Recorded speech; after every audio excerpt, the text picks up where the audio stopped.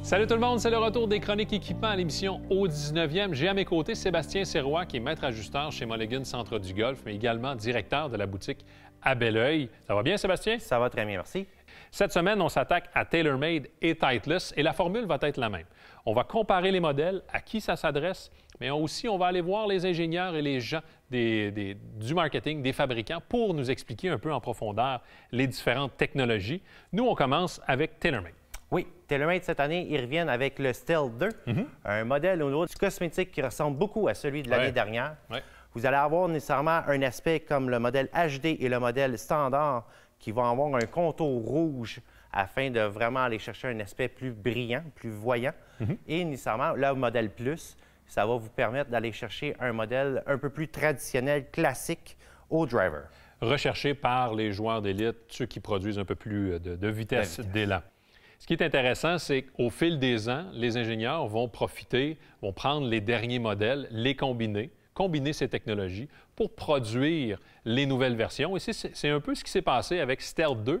Et pour nous en parler, on écoute le vice-président chez TaylorMade, Brian Basil. If you think back to Sim 2, it had really unique construction, and then Stealth 1 was that introduction of the carbon face, 60-layer carbon face. So now it's the combination of those two coming together and pushing it even further. And so let's just start with the body. This is the body right here. This is less than a quarter of the weight of the club. You have a 6-layer carbon crown, you've got a 9-layer carbon sole, and you have this carbon composite ring in the back. That's almost half the density of the aluminum we used in Sim 2. And so we shaved a few more grams of weight off of that. Now, what do you do with it? You redistribute that weight. So the collar that holds the face and the heavy weight in the back, and we change that weight by model, but that provides this incredible stability to each of these heads in Stealth 2. So the 60 layers is not the same 60 layers that we put in Stealth 1. It's actually changed in Stealth 2. It's been designed to be a little bit lighter, so it's 2 grams lighter than the original Stealth. It's actually 24 grams, which is incredible. It's almost half the weight of a titanium face. And that provides a better energy transfer to the ball. So you swing the same, and then you get more out of it. But what is also unique about Stealth 2 face is the topography, the shape of the face.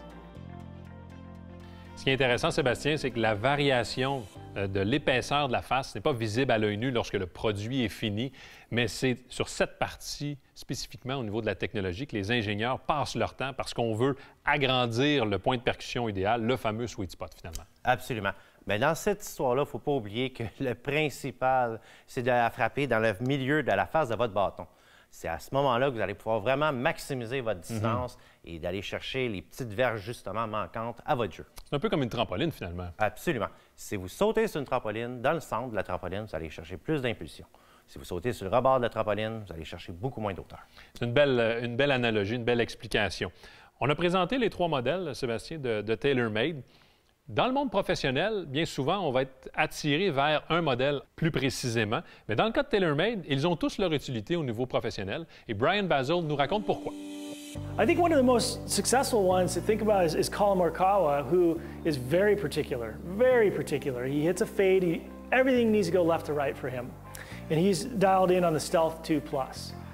But that same head has been working for Tommy Fleetwood. He's a right-to-left player.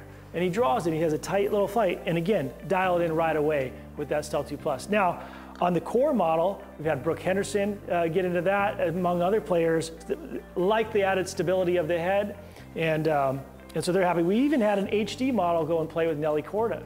So all 3 of these heads have been validated by the best players in the world, but they really are designed not just for them, they're designed for every golfer. C'est une mention qu'on entend souvent, Sébastien. Si c'est bon pour les meilleurs au monde, c'est bon pour tout le monde. Absolument. Dans le fond, nécessairement, c'est de les essayer, de les comparer afin de trouver le meilleur modèle pour votre élan. Ça fait le tour des nouveautés du côté de TaylorMade.